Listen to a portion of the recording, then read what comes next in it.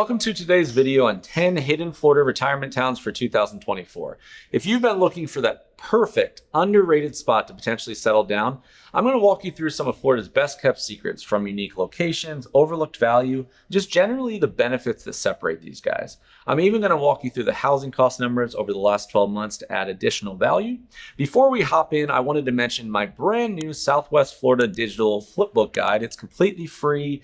It is in the description box below. If you enjoy any of the content in today's video, check that out before you go. And without further ado, let's hop in. Number one on my list, in no particular order, we're kicking it off with Apollo Beach, Florida. So Tampa Bay, Southwest Gulf Coast, above Sarasota, even further above Naples. And this is really your industrious city hub. If you're moving to this geography within the Sunshine State and you need a little bit more going on, best way to satiate that need, Tampa.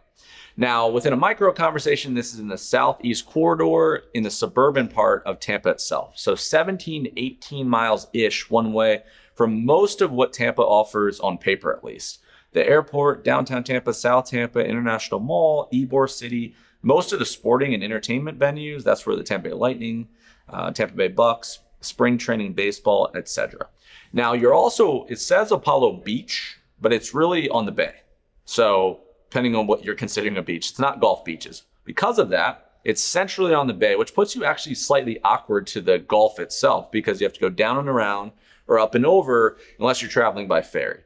So the result of that is a 55 to 60 minute one-way commute to St. Pete Beach, up to Clearwater Beach, and then there's a bunch of beaches in between. So depending on your perspective, not terrible, but also not 15 minutes away.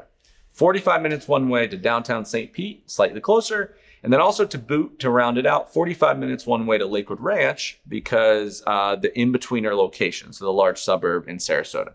Now, the reason that I like this right now for 2024 retirement is going southeast if you're in Tampa is one of the best ways to get a three-headed monster. Suburban housing, so more Florida style 3, 2.5 or larger, even condominiums that aren't your historic bungalows, aren't your tiny spaces for more money. That's one. Number two is to stay relatively close to the stuff. So 25 to 35 minutes one way to everything you really need without being right on top of it. And number three, because you're not on top of it, you typically save quite a bit of money versus what the option A alternative to doing it would be. That is the main value prop of ending up in Apollo Beach. It wouldn't be by accident. But Apollo Beach is not the only city within the conversation of going southeast. There's multiple other options over there. Apollo Beach happens to be the one that's directly on the bay. And they're developing a really nice community around it, kind of headed up in a new construction environment by a place called Waterset. So multiple different neighborhoods, master plan. Toll Brothers, the kind of high-end, almost custom builders doing a 55 and up community. And they're going to develop more and more in that area because you have more land there. So if you are a boater or you're seeking a boating lifestyle or you want to just be more coastal and the Manatee River or the beaches in Sarasota don't work, or you can't figure that out within Davis Island or Beach Park, the more expensive parts of Tampa or Hyde Park, then this is a great way to go. If you want suburban housing, but you don't want to go like inland to Wesley Chapel or like Venice, Florida or something doesn't work, then this is a great way to satiate those needs. So this is a lot of the value that I find from my customers is they trickle into Apollo Beach from trying to solve something with their A criteria. And this is a really nice plan B landing spot. So that's what I'd say about that. In an effort to give you just a little bit more value here, I wanted to talk pricing briefly for each community I mentioned. Apollo Beach, when it comes to a quarterly view of median sales price, to give you a consistent barometer what to expect next if you're looking to make a move, you are looking at a mid 400 to upper $400,000, slightly under $500,000 range pretty consistently, even with the ebbs and the flows of the crazy market over the last year or so. I think it would be a good predictor of what this area is going to look like in the next 12 months as well. Number two, we are heading slightly south to the Sarasota, Florida metro and talking about a combo platter called Nokomis, Florida / North Venice. So this sits slightly south of the Sarasota city limits, slightly north of the Venice, Florida city limits, but that's just the general Sarasota, Florida metro, especially if you're relocating. Now, some more token words for perspective, 15 to 30-ish minutes one way from downtown Sarasota, Florida, lovely cultural coast of the state, great area. Siesta Key Beach, the really popular barrier island, Casa Key, the home of Stephen King, the author. And then you have Venice Beach and Casperson, and you're really in the thick of it, another real in-betweener. Now, the reason I really like this one for retirement this year in 2024 is a lot because of the evolution of Sarasota. So speed round, most of Sarasota, Florida's value, originally like the John Ringling heyday, is in this kind of small area. When you go west, you get everything, which is awesome, but it's also very close to live around. So downtown Sarasota, Lido Beach, Siesta Key, this triangle is basically most of the in vogue shopping areas, all the culture. You have the bay, the beaches, so the best of the mainland, the bay and the beach, all in this one area. Well, the rest of the value just rippled off of it, basically tried to get close to it. And it's kind of hard to get close to it with suburban housing because all of it was already built. Well, the newest, sexiest things you look online right now, if you search Sarasota, are two main suburbs that are master planned called Lakewood Ranch, Florida, and Welland Park. So one is northeast of town and one is very far south of town. Well, before all of that happened, there was this original suburb called Palmer Ranch, which was just closer than all that stuff because that's the reason they have to go further now, because Palmer Ranch was already there. This was in the Sarasota city limits, South Sarasota, and it's west of the interstate. So you had a bunch of different communities, which it's vague now because it's all resale. So if you're trying to move here, like it's hard to navigate. It's not as easy as the new construction stuff. But a lot of people originally wanted that one because everyone still wants to kind of be close to that main stuff. But with all of that being said, there's an area right below that Palmer Ranch area that looks almost identical on a map.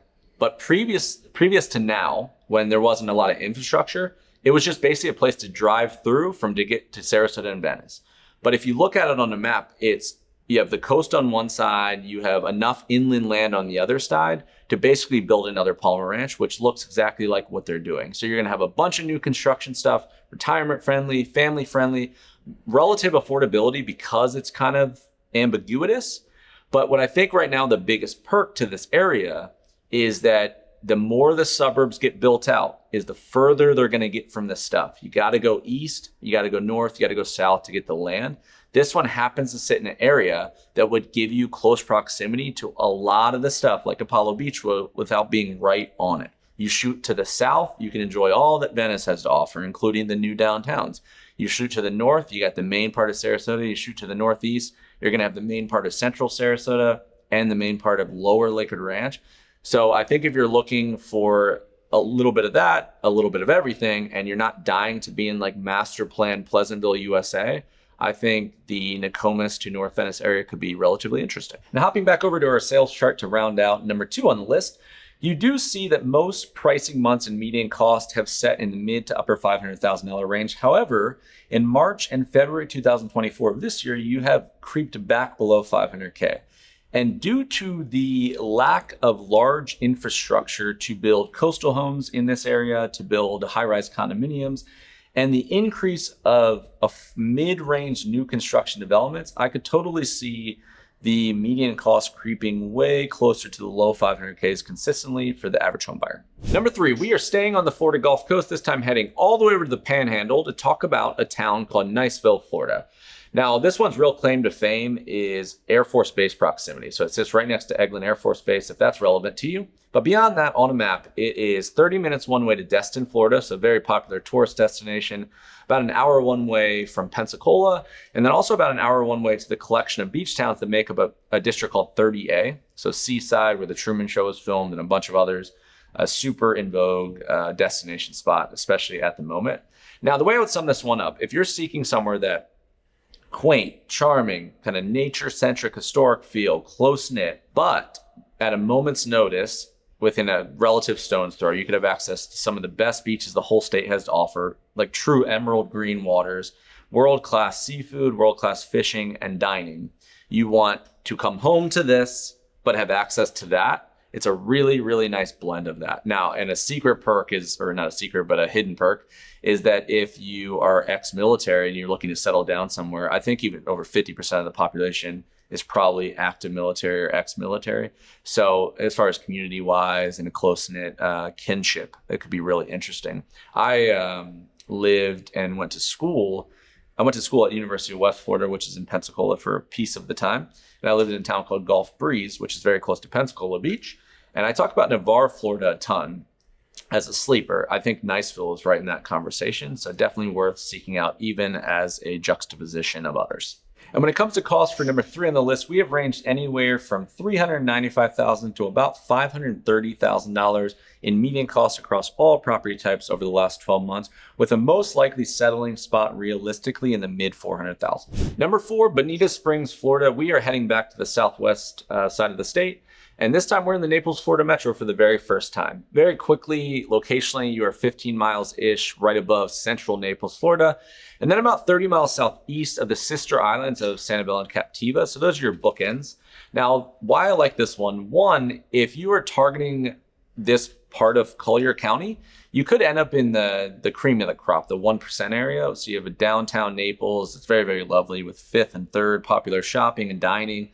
And it's kind of a charming French-inspired New Orleans feel to it. And then there's a set of neighborhoods that sit in front of it that are the best of everything, kind of. So you have Port Royale, you have the moorings, Ocala shores, deep water canals, a lot of space, new construction, urban infill mixed with resale, Gulf facing, Marco Island's right above it. You got kind of everything right there, beaches, everything, amazing clubs. But for that reason, it's not at a discount and it's tricky to navigate. I mean, this is a way more niche area than similar versions in other towns. Now, by going north of that about 30 miles, this is the trickle that created a lot of affordability, still coastal, and then even some calmness, because if people vacation and or live and they really seek out the main Naples Pier and the heart areas, then you could seek asylum elsewhere. So that's 1. And 2, even versus like a Sarasota, we're very comparable in the scheme of things. This strip of Lee and Collier County, by going right above North Naples, this is one of the largest pieces of land where, in my opinion, you could stay within 5 to 6 miles east to west of the water, but have a lot of affordability. And just because of the shape. And other towns, because of their orientation, if plan A doesn't work out, where a lot of towns have a heart of Naples plan A, that's amazing, but it's very hard for B and C to not go all the way to the suburbs. So this one is a lot more similar and it's way, way cheaper. Like it's a huge price divide from Naples to the not Naples. So Bonita Springs, you have close proximity. It is very coastal. Barefoot Beach, Vanderbilt, Estera Islands to the north.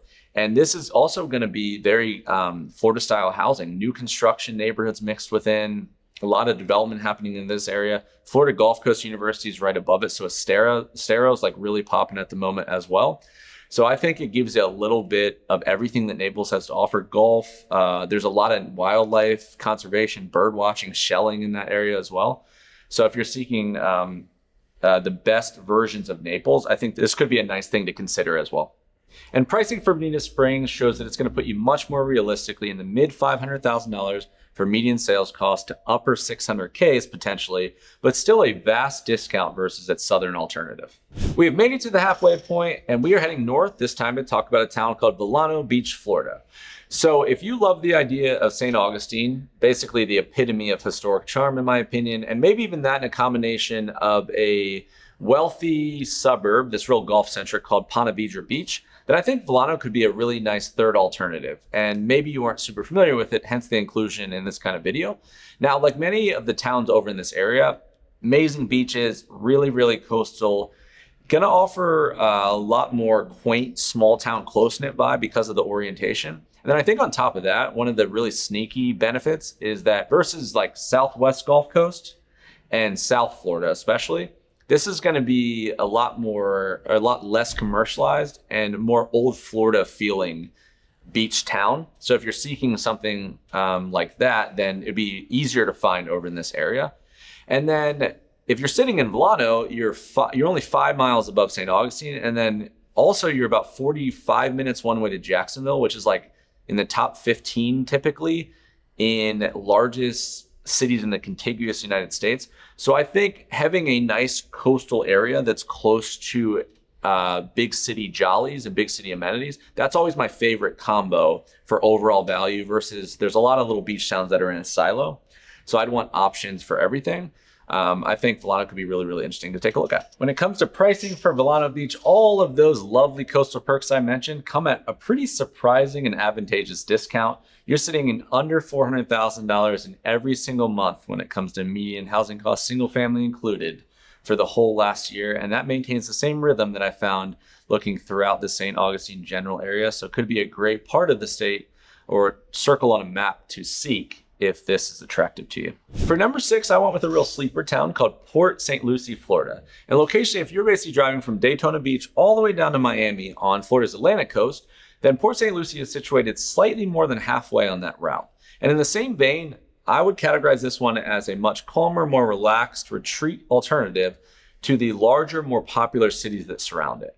And the big caveat here is that I don't believe that you are sacrificing many, if any, of the actual lifestyle amenities that most people that are trying to retire to the state of Florida actually want. You have plenty of golf, you have spring training baseball, tons of beaches within close proximity, you have history, culture, art, healthcare, and really anything else you would need without being in the hustle and bustle that you no longer have to deal with in your golden years. But within 2 to 3 hours on top of all of that, you could shoot down to Key Largo to start that journey down the Keys. You got Miami even closer, West Palm Beach even closer than that. You're 2 hours one way to Orlando and Disney and all of that. You could shoot up to Daytona and St. Augustine. You can even shoot over to Naples, Florida and Sarasota. Because of the shape of this part of the state, you really have most of what you'd want in access. And what I want to do is come home to the perfect thing for me and my family, or in this case, you and your family. But then I'd also want access to the best other parts that the state has to offer from a day trip ability. And I think this one could be a nice little happy medium. Port St. Lucie pricing maintains the very similar and consistent. Number 7 on my list, if you are seeking a true old school Florida experience, then look no further than Ocala, Florida. You might be retiring, you might be looking at relocation options, and that's how you happened upon this video. Well, if you haven't already, you will come across in this search the #1 master plan community that exists called The Villages. And this one is known for its abundance of homes, intentional amenities, super lively community, and just general peacock something for everyone nature. And it does that #1 overall. It does that the best. Well, in that universe, a really nice, charming contrast to all of that you could possibly want or need as an alternative is Ocala, Florida. It's known for its historic downtown. It is known for its beautiful horse farms, general rural aesthetic. And it seems, while it's not technically that far, it seems a world different than the current hustle and bustle that we've come with the development of Florida in general. It sits you not that far from Crystal River. It's in the heart of Central Florida, 1 hour to Orlando, but gives you a day-to-day that is materially different than a lot of the things you're going to find the closer you get to the coast in any direction you go. So I did want to mention that one on this kind of list. And rounding out number 7, when it comes to pricing, as you possibly expected, this is going to come with a lot of affordability. No real anomalies here. This is a median cost figure. You have half of the properties that are going to be under this number, and you have several, most in the 200,000s, which is crazy compared to a lot of retirement areas in Florida. A couple of times we crept over 300K. But other than that, no issues in premium priced homes generally in this area if you can figure it out. So another perk. All right, I have 3 more for you. Number 8 on my list, we are heading to South Florida and talking about a town called Weston. Now, locationally, this one is adjacent to Fort Lauderdale and Hollywood, which are coastal alternatives, and it is north of the main Miami, Florida area. The way to think about this one is simple in my mind. It's a safe suburban bubble. If you look at it on a map, which we'll show here, it is bordered by the Everglades, the coast on the other side. There's no real reason to end up in Weston unless you live in Weston. So this is perfect for someone that already chose South Florida. You want to be South Florida or below. That's what you're attracted to, whether that's family proximity, the beaches down there, particular amenities, or any of the perks that come with a mini Manhattan of Florida. But you want to come home to HOA-laced suburban new construction communities, something safe, gated in potentially. You want the perk of either a child, potentially, or a grandchild. This is a retirement list. The highly rated public schools or something of the like that's real suburban based. That's the name of the game here. But because of the narrowness of this part of the state, it is very hard to get far from any of the beaches or any of the things you'd really want to be close to. And then, of course, like getting on the outskirts, and in this case, west of any of the main parts of the areas that everybody chooses in the state of Florida, you will save a lot of money in juxtaposition of that. So that's how I'd sum that up. And to round out number 8, when it comes to pricing, the most recent month set in the mid $800,000 when it came to median costs across all property types. Most realistically, you can see here, you go back a year, you're in the low to upper 700Ks. And if you go back even further, that's going to be even more consistent. I would say that's probably going to be the most realistic place you'd settle. Now this list, although it starts to bleed in and out, isn't a list about the cheapest places or the most discounted places. However, when it comes to a hidden and sneaky place in Florida for retirement, there's not a lot of undiscovered beach towns that are populous enough to live in that no one's really come across. So because of that, I think this kind of list for me does bleed in and out of similar territories about, getting a little bit on the fringe, which can also lend to pricing. The important thing to know about Weston would be just, what are you trying to achieve? Because $750,000 could be cheap as a prospective alternative to the areas that you're trying to be close to. And when it comes to South Florida, that's a lot larger example, just like a lot of parts of Southwest Florida. So that's how I look at this one. But overall, here is what you're working with. Number 9 on my list, we are heading back to the Tampa Bay, Florida metro for the second time in this video, this time to the coast, and we're talking Safety Harbor.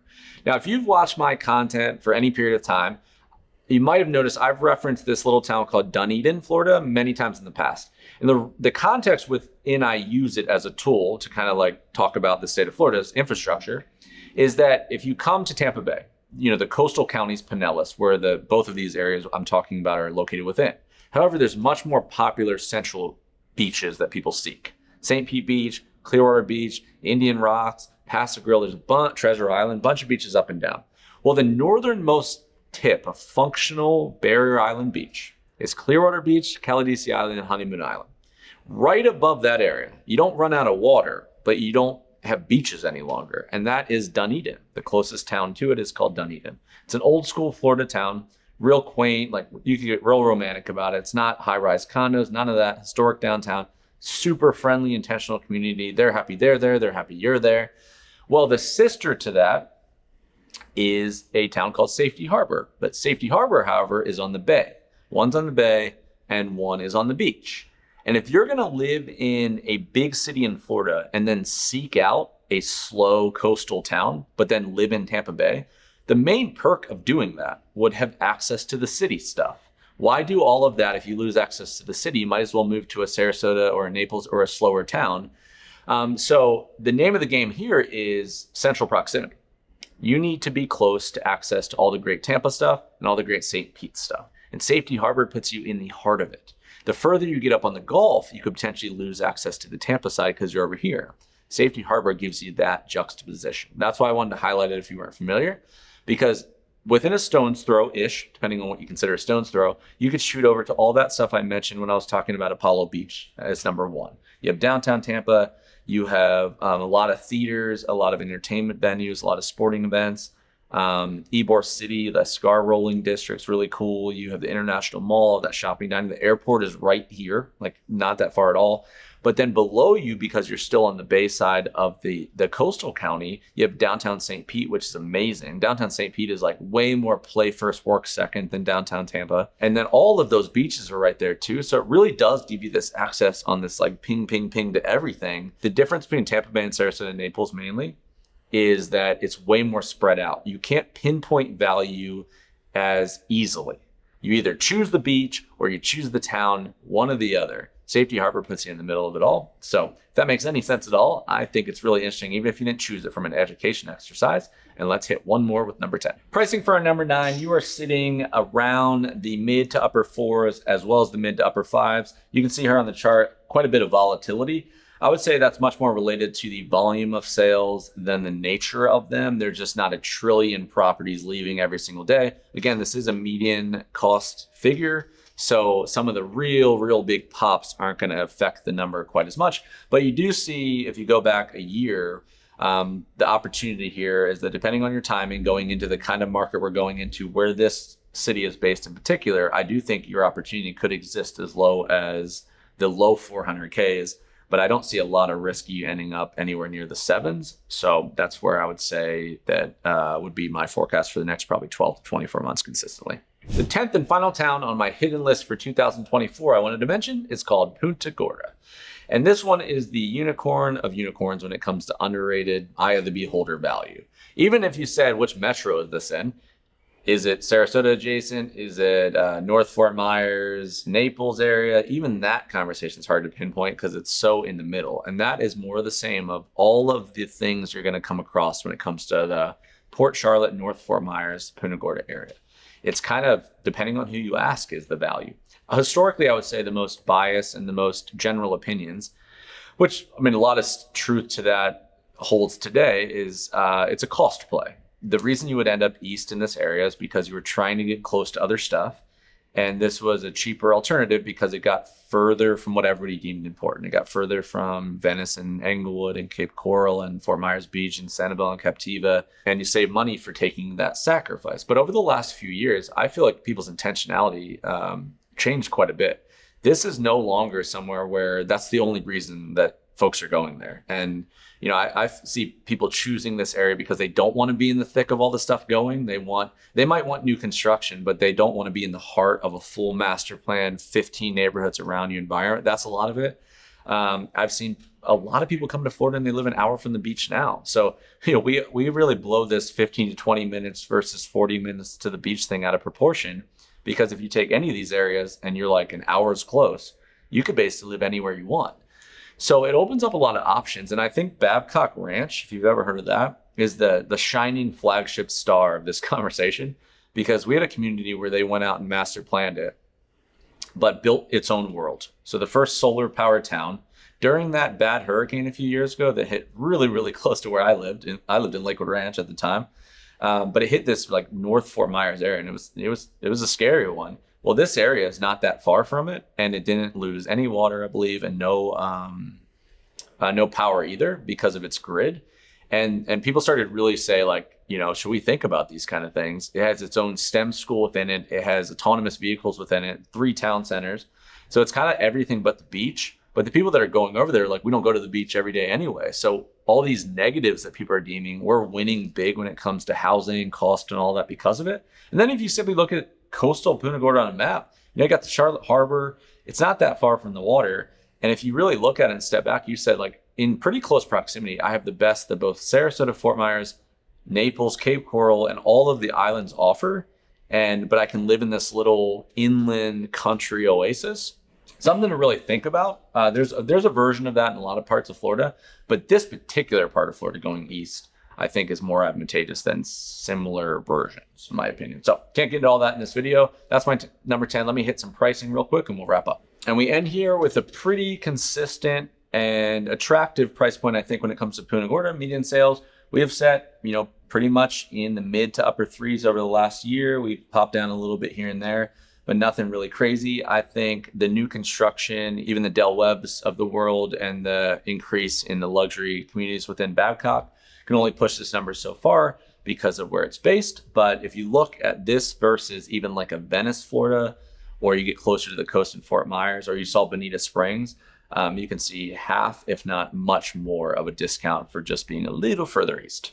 All right, that is a wrap for today's video. I really hope you enjoyed it. If you did, please consider subscribing to the channel if you've not already done so. Best way to see what's coming next. If you have not grabbed that digital flip book for Southwest Florida I mentioned, get your hands on that. It's in the description box below. Super easy to consume, literally flips, or you can download it. If you did download that or not, you want to check out that second link. I have an email report every 30 days, the Florida Relocation Monthly, it's called. And this is going to be a lot more micro. All the quick move-in homes that are interesting right now for new construction, buyer incentives, trending market analysis, forecasts. It's manifesto, bite-sized value for the Southwest Florida market. No spam, just that one email is all we send. So check that out. It's probably one of the most valuable things you could do if you resonate with this channel at all. Beyond that, if I can help you in any way, buying, selling, and/or investing in the state of Florida, I own a full-scale residential brokerage called the Sunshine State Company. Really unique team. If you like this kind of analytics, economics-based thing, if you're relocating, you're doing new construction, anything in between, but especially in those areas, all of Tampa Bay, Sarasota Greater, Naples, Fort Myers Greater, we would love to assist in any way we can. Discovery phone call, you can text, you can email, anything in between. We would love to hear from you and we'd love to help you. Most importantly, thank you so much for watching today's video with your valuable time. I appreciate it, and we'll see you on the next one.